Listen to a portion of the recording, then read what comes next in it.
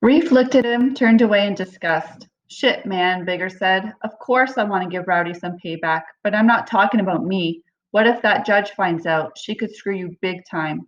Fuck her, Reef snarled. I'm just saying, fuck you too. A middle-aged man sitting in the seat ahead turned round. Hey, you guys want to clean it up back there? Fuck off, asshole, hissed Reef. The man gave him a hard stare, opened his mouth to say something, then seemed to notice Bigger for the first time. He faced front. Man, you know me, Bigger said. After what they did to Jink, there's nothing I want to do more than make sidewalk salami out of Rowdy Brewster and his boys. But we're going off half-cocked. We ain't got a plan or nothing. You think Rowdy is just going to let us waltz in and kick the shit out of him? Reeve said nothing. He didn't want to think. He wanted to do.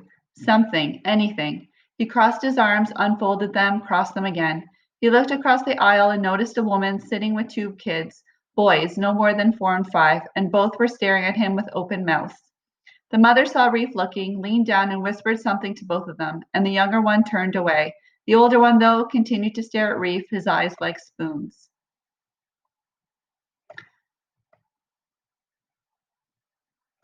Reef looked at the back of the guy's head in front of him. His neck was bright red, and he guessed the guy's face was probably the same color.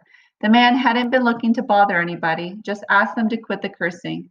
There were kids there, little kids. Reef looked across the aisle again. The older kid grinned at Reef and silently formed a word with his mouth. Reef didn't need to hear it to know what it was. He thought about words, thought about which ones got said and which ones didn't. Like the words he wished he'd said to his grandfather, all those times he'd bitten them back. He told Alex some of those words the night before. He hadn't planned to, they just come.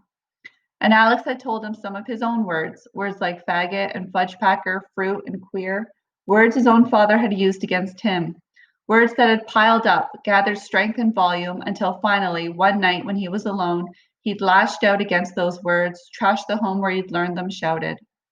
Trashed the home where he'd heard them shouted.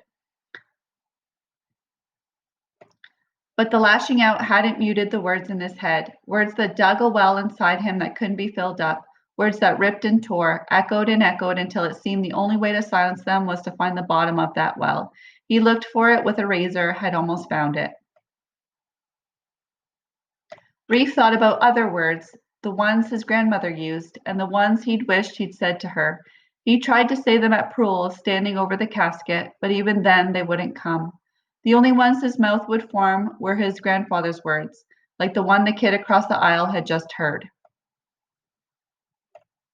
The bus pulled over and Reef stood up. This ain't the stop, Bigger said. Reef had no more words. He moved toward the front. Bigger looked at him baffled, then hauled himself to his feet and followed. Colville's truck pulled up to the curb and the two teenagers climbed in, Reef sandwiched between the two larger bodies. Colville looked at him and smiled. I'm glad you called, he said. Then he put his left signal light on and waited for a break in traffic. I'm proud of you, Reef. Reef didn't say anything, couldn't. Those were his grandmother's words, the last ones the cancer had let her say.